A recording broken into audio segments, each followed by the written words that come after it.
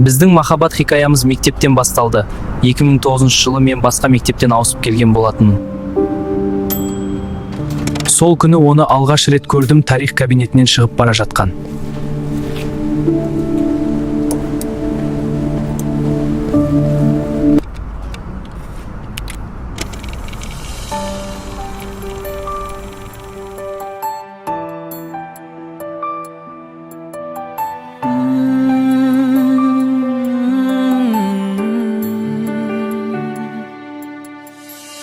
Көктемнің құлпырған шағындай, арайлап атқан нұр таңындай, жадырайды жанымда менің балғын бағымдай.